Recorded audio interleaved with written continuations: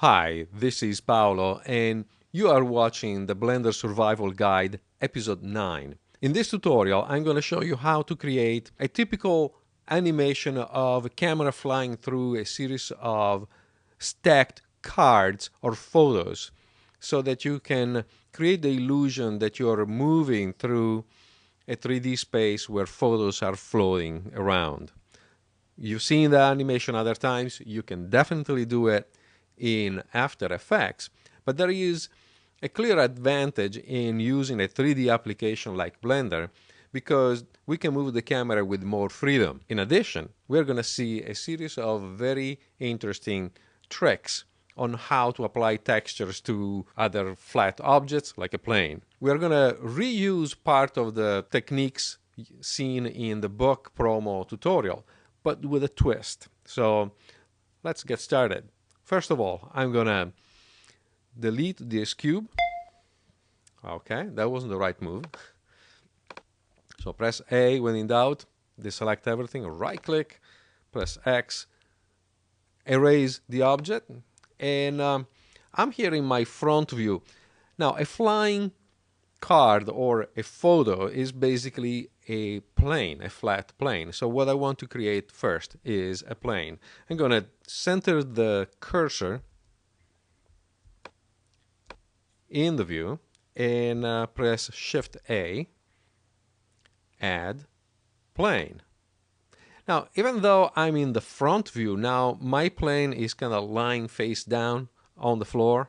Don't like that much. So I'm going to just Control Z this, Command Z or Control Z, and I'm going to show you another setting that is used to create objects that are oriented in your view. So we're going to just pull down this, which reveals our user preferences. In the view and controls, we've seen all these parameters before.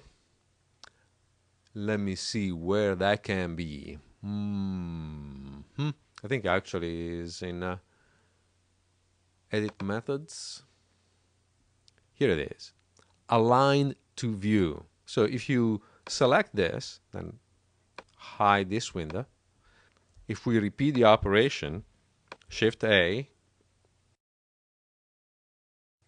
Mesh, Plane, now my plane is oriented the way I want it. It's facing me. Perfect. So let's move this plane up a little bit so it's clearing the floor. And before starting this tutorial, I went and found some pictures that can be used freely. Those are from Flickr, and I looked for a couple of archives, and one is the Library of Congress, and the other one is an archive from UK. In both cases, I checked the copyright, and there are no restrictions. So let me just show you those photos here. So we have some of these guys that show how silly people look when they're watching a 3D movie. Sadly, this picture was taken in the 50s, and not much has changed. With today, we still look that silly, just we have bigger glasses. Anyway, so we have something from Austin Powers. I think this is young Austin walking in the background, and a few other things from a construction of a dam, more construction, an amazing poster about types of UFOs, and a great picture of President Kennedy. So we're going to use these and try to create an animation of some sort. Let's switch back to Blender. Let's start with a silly 3D image. So I have my plane here, and I have my object shader selected here. So I'm going to create a new material, basically, add new. We're going to call this photo 1. And we're going to go straight to the texture because we need to apply an image. We know that an image is basically a texture. Click on the texture, add new. We're going to call this photo 1 as well. And we're going to select the type as image. Now, I can click on load. And if I go here, I have in my photos folder, I can see the photos that I have. Now, I know by the names what these photos are, but I don't quite see them. Now, if we had more photos in this folder, it will be kind of hard to remember exactly which name is related to which photo.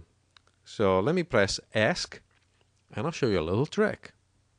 This is a kind of an undocumented feature of Blender. Blender 2.6 has an excellent revamped file viewer with all the bells and whistles, including graphic preview.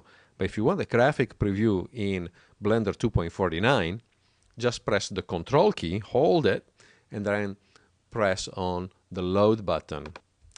And now you have your graphic preview. So now we click on photos, and we can see the thumbnail representation of the photos. Isn't that amazing? So we click on this, select image, and now our texture is here. Now I can use my usual preview, and darn it, I don't see a thing. Well, I guess because there is no light. So let's switch to this side, and there is this light that I think is behind our photo. So I'll click on shading and light, and I'm going to change that light to my favorite kind, which is spot. I say favorite because a spotlight is what you use normally on a movie set, and it's most widely used kind of light. So anyway, we're going to move our light behind the camera, which is generally the best position for this kind of shots, and we're gonna rotate it. Oh, and we're finally seeing something here. Good. Now let me go back to the side, and boy, it's so hard to know where a flat photo is, but you know, it's right here in the middle of our scene. So I'm gonna bring this light down and rotate it up. And now our photo is visible. Now, two issues with this.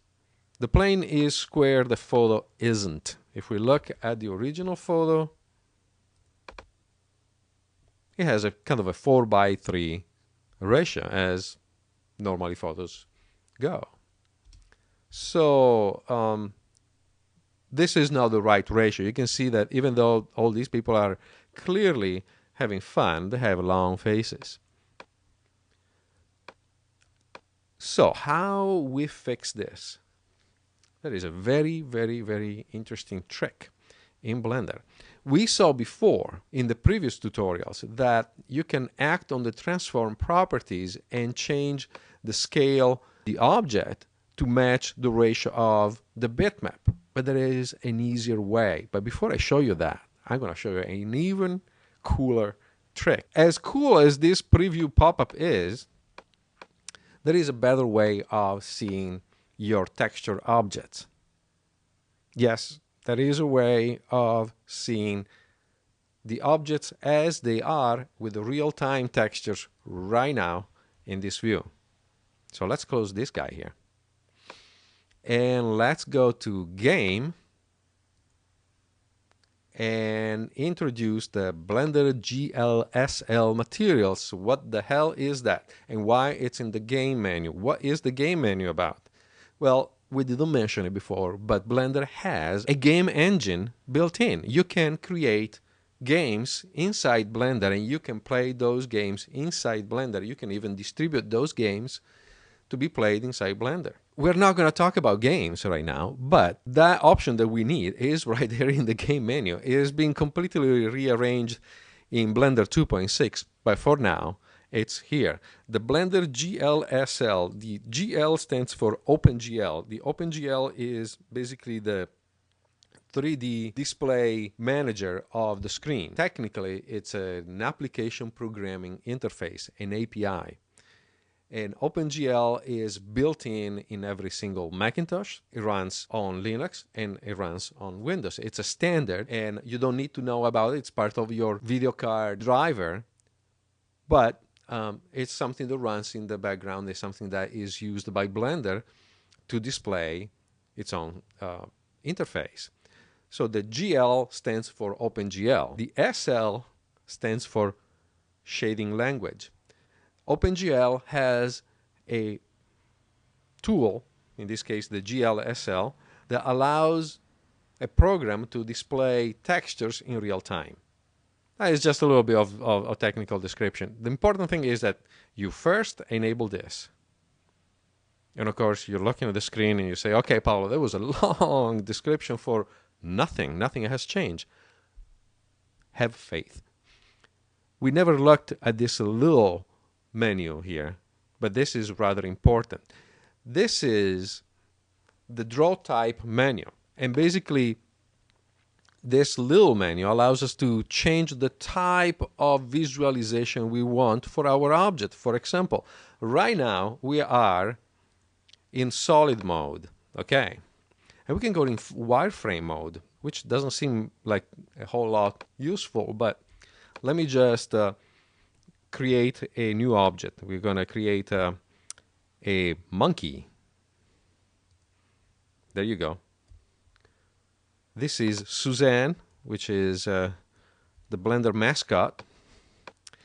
And now if I select wireframe, you can see exactly what it means. We get that very cool 80s computer graphic wireframe. Okay. A wireframe can be very useful in many situations. And this menu is basically selecting the type of shading that you want to have applied to your models. So you can go, for example, from solid to wireframe. You can also use the Z keyboard shortcut to switch between the two. Okay, and you can see, in fact, that it changes on the menu as well. Let's get rid of poor Suzanne and go back to our nice little frame, and I'm gonna get rid of the transform properties. We don't need it. Okay. So now I have my GLSL materials on. If I select textured, ooh, now we see our object texture in real time. As we move and we change the view, the object shows its texture. How amazing. Of course, this depends heavily on the video card that you have. You should have a fairly recent video card with a good OpenGL driver and a good amount of memory. But if you are into 3D, I assume that that's pretty much what you have right now. So this is very, very, very useful. It has an additional use that, let me show you here. If I move my light, see how the object becomes dark? Because I'm moving my light away. So the GLSL Preview also allows us to see the effect of lighting in real time, which is an amazing time saver. If you're creating a more sophisticated lighting system with objects that are non-flat, this can be just incredibly, incredibly useful. It saves you a ton of time because you don't need to re-render every time to see the effect of the lighting. This is approximated, but it gives you a very good idea. All right, so now what about that trick that I promised on how to make this image non-stretchy? Okay, so you keep your object selected and then you press Alt-V. There you go. Alt-V basically resizes the object based on the ratio of your texture. All right, so let's continue. Let's create more objects. So I'm going to go here in the top view and move my cursor about here. And I'll change my front view so I can check my 3D cursor there. All right. Maybe like that. And we create another plane, same deal, Shift A, add mesh plane. Okay, we don't even care about the ratio. We already know how this is gonna end. So we create a new material for that object, add new. We call that material photo 2, and we go straight to the giraffe. I shouldn't call it a giraffe, it's a texture button. And add new, we call this photo 2, and select this as the image. And again, I press Control when I click on the load button, and so I can navigate to my photos, and we're gonna get Austin Powers and Friends. There you go. They're very, very squished. Remember, squished is the technical term. And so I press Alt V, and now they are looking good. And this is giving me the idea of the perspective effect. Let's take a look at this light for a minute. So I click on the light or the lamp button with the shading button selected here. And now I can check my light properties. One of the things I want to do is to select the buffer shadow, the shadow buffer shadow. That is rendering a lot faster than ray tracing. And with this system, I can actually decide the softness of my light. So let's see how this light is behaving with objects that are stacked behind each other. Let's see, this one is selected there. You can see that it's very hard to recognize from the top view an object is as flat as a plane. In fact, when I don't have the object selected, it basically disappears. See what I mean? If you keep an eye on this area, once I select the 3D people, that object basically goes away. This is one of those cases where actually switching to wireframe for this view helps you, because the wireframe will actually paint at least one thin line for each object. So now I can see where each photo is, which is helping a lot. So I'm going to take this light here, and I'm going to move it this way. Now you can see from this view that the edge of the light is visible in the second photo, and now a shadow, it's a crude representation of a shadow, but that's enough for us. We don't want to waste too much time. This is a good feedback that we're receiving from Blender. So that is actually cool. I like to have this kind of shadow because it will give me more of a depth feeling when I do the animation. So let's swing this a little bit like this, and it's time to reposition the camera as well. So I'm going to take the camera, I'm going to move it kind of in front of the first photo, rotate it, and here we can move it down a little bit. At this point I can use the in-camera controls with Shift F to frame it more accurately. Okay, I'm gonna move it like this. I clicked to confirm my position. I press Shift F again. Sometimes it's helpful to just do small increments. And okay, Shift F again. All right, I think I like that. Okay, let's try this. Now, you might think why the camera view doesn't show you the texture view at the same time. You can. You know, each view has a completely different independent control, so you can have that. There is a benefit in keeping things at the minimum, so don't try to repaint too much every time, because of course your system becomes more responsive in that way. So you can mix things depending on your situation. Here I see exactly which photos I'm dealing with. here I'm looking at my frame. I don't need to see more at this point. Okay, so pretty good. Kind of like it. Let's take a look at the render. So I'll press F12. And it's okay. It's nothing too glorious, but it's a beginning. So let's press ESC. There are a couple of issues here. This shadow is definitely way too dark, way too sharp. And there is not enough distance. So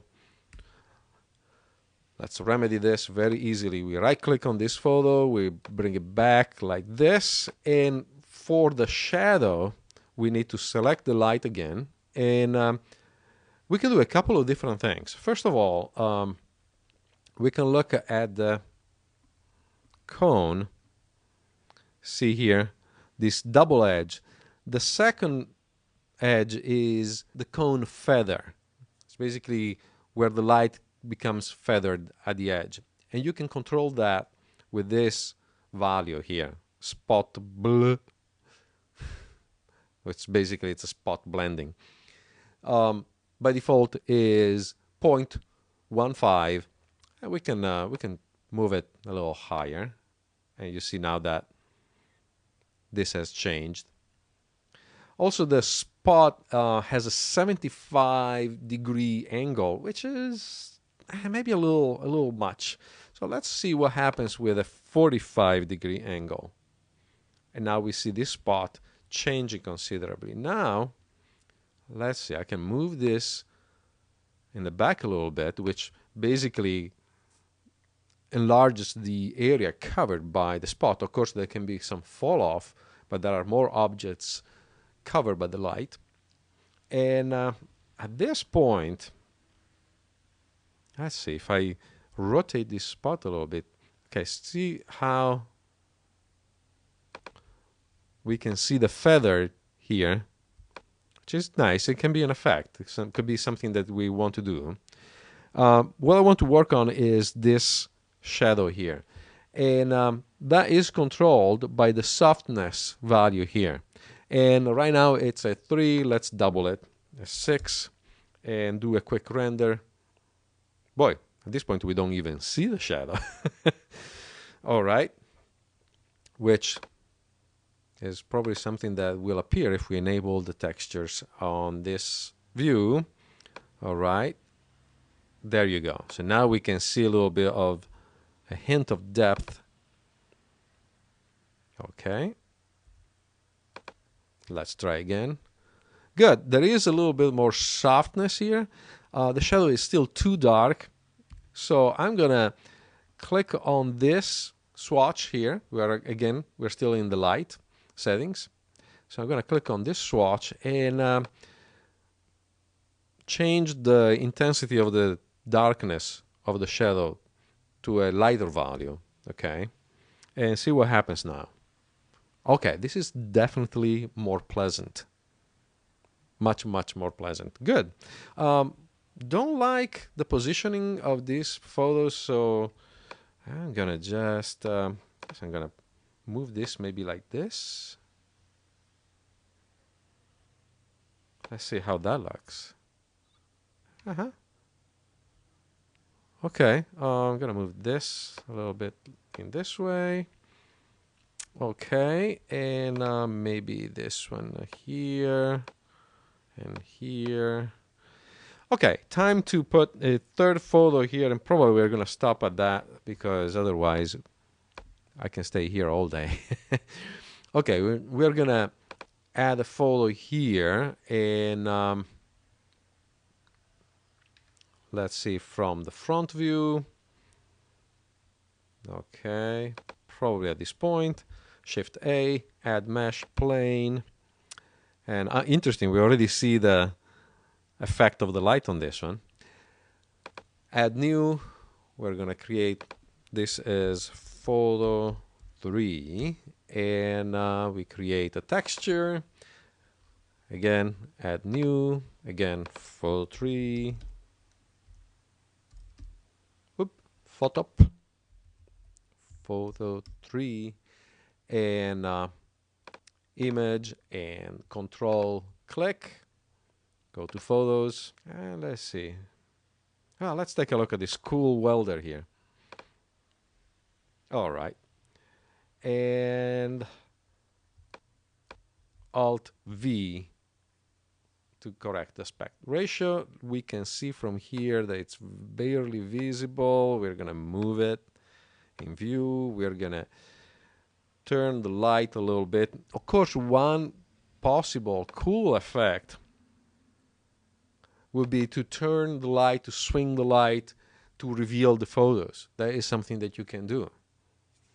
We are not able to do it today. There is not enough time, but it should be fairly clear how easy that can be. And so, let's see, I'm going to add a floor as we did for the book tutorial, and let me do it from the top view. I'm going to press Shift C to center my cursor, and Shift A to add another plane, this time from the top view, so it will be oriented correctly, facing up. And we're going to scale it real big, like this. Okay. So now we have a floor. We're going to give it a material. We call this material floor. And like we did before, we're going to select a very nice dark blue. Okay. And we're going to take a quick look at how this looks right now. Well, that floor is definitely dark, dark, dark. So we need to do something about it. Okay. Let me see at that light. Let me take a look at that light. Okay, that light looks good. Now the floor is way too dark. Now let me just shine another light. Let's see how that works. Maybe we can just take a light from here, from behind.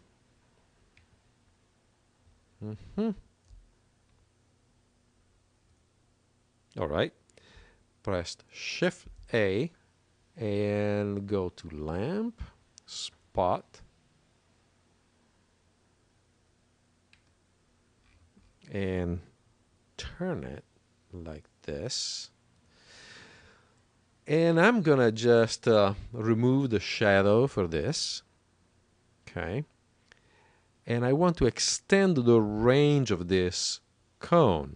I like the position right now, but I like to make this cone, this spot, able to reach the point where the first photo is. That is right here. So in the controls for the distance, we're going to click, and we see that the cone extends. All right. Let me check the orientation of this, and I'm going to just bring it up a little bit and point it down a little bit. Let's see what that does. Now you can already see from the preview here that the effect is actually pretty cool. So let's change that a little bit. See how we can move it. Oh, I kind of like that. So good, good. Let's see if we can actually make this cone, this spotlight, a little wider. In this case, maybe a 65-degree cone will help. All right, let's do a quick render and see what we have. Now, this is actually an interesting effect. We might need to extend it to this area. And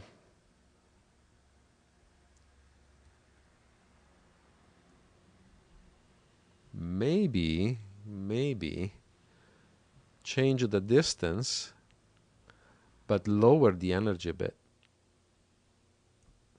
That's too much. Okay, let's see. Oh, wow, very bright. Oh, wow, 124. But this is really a sensitive slider. This is better. Okay, one thing we can try also is this. As we did last time, we can take this floor. Maybe I need to bring the color up a little bit, just a tiny bit. and we turn on the mirror in the mirror transparency tab. So click on ray mirror, bring the slider up a little bit.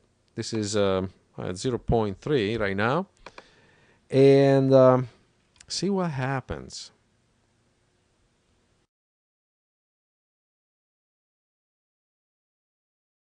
Nice. Okay, this photo is intersecting the floor, so we're going to change that.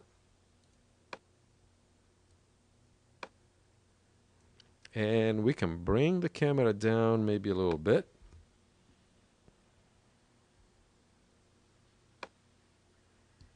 And up a little bit. It really creates a weird effect in the preview because there is the grid, I think, that is showing through the texture. So we can change our view properties and remove the grid floor. Cleans up things a little bit, especially now that we have our own floor, okay? And because a lot of the floor extends past the camera, we can actually move this floor more toward the horizon. We can optimize the use of it. And let's see. Okay, so now we have actually our mirror image here. We have our stack of cards. We've seen how we create the planes in the right aspect ratio. You want to create an animation? Okay, we can create a quick animation. Let's see. Click on the camera, right click on the camera, and here we're going to have our values in seconds in our timeline. We are frame number 1. Let's create a keyframe for the camera with I and then lock rot. And then we can move the camera forward. Well, hold on. Let's move about 2.5 seconds forward. And we're going to move like this and this. Maybe rotate that a little bit. Just a tiny bit. And here. And we create another keyframe, lock rot.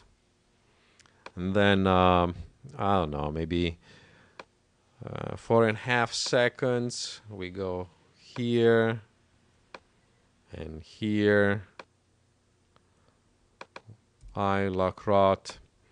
And then at 6 seconds, we are rotating that direction.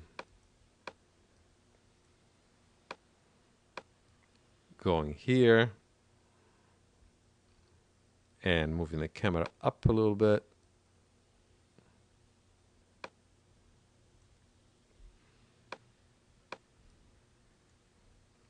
And I lock rot. Lame animation, I know, but just to illustrate the point. And now we can press Shift Space Bar to open a 3D view in full screen. Alt A, and we have our animation, which is going like that. And it's a little abrupt, but that can be an excellent exercise for you, since I'm going to give you the project file and the pictures. So those are copyright-free pictures. You'll find all the files for this lesson together with a video at Creative Cow. So this technique can be extended in many, many different ways. Of course, you can take this animation and then export it to After Effects and continue the work there. Many important tricks. Remember the Alt-V to change the aspect ratio of a plane, and the GLSL materials in the game menu combined with the textured all type. Again, my name is Paolo Ciccone. I hope this was helpful. I'll see you with the next video. Have fun.